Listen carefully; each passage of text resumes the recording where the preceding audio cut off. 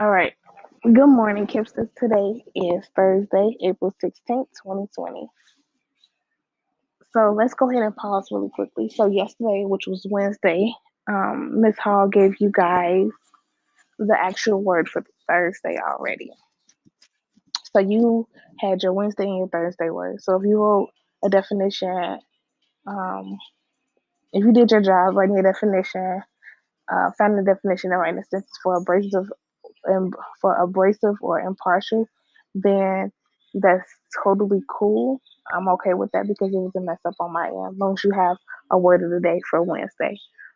Also with today, if you wrote abrasive for yesterday, cool. If you wrote impartial for yesterday, then today you will write embracive. Okay, you will write that definition, your own definition, and then you will also write a sentence for that word. Okay, I apologize about that. So the lesson of the day. Our objective is determining word meaning, okay? So we will practice interpreting figurative language, okay?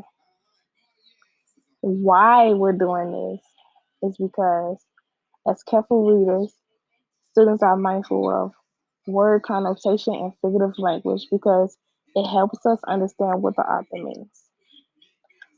The how. Um, we're going to determine the meaning of the word and phrase used in the text.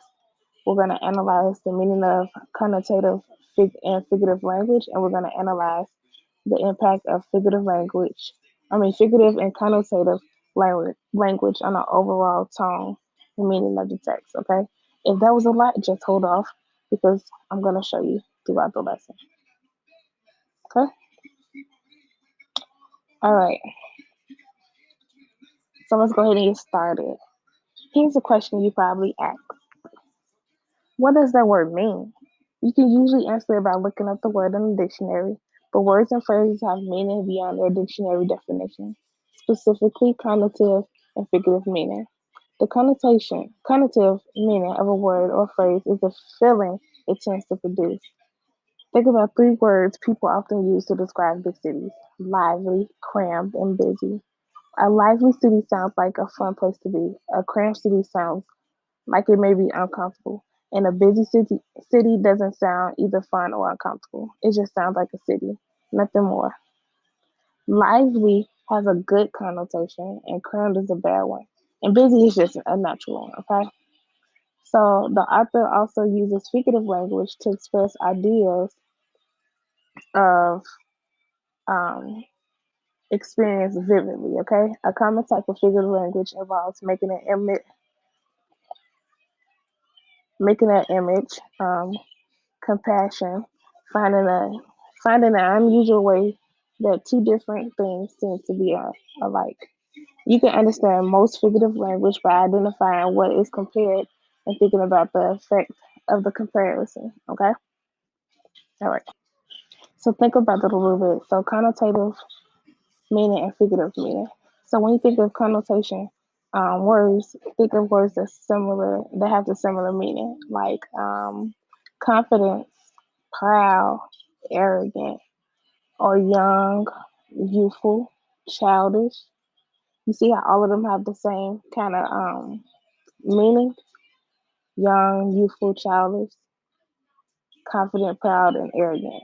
Okay, so we know that those words have similar meaning, but they may not also mean the same thing. Okay, so before we even read our example, I just want you to look through this part right here and see if you can find any examples of figurative language.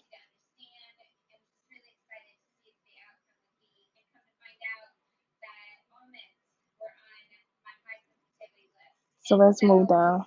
So this chart right here is it's organized to help you interpret the examples of figurative language. Okay. So what you just stopped and thought about, this will be where you will write the example and what it compares, effective comparison. Okay. So the first row says, a gentle breeze wraps its arms around me. What is it? What is compared? A breeze and a person's arm. The effect of the comparison to make the breeze seem calm and pleasant like a hug. See how that makes sense?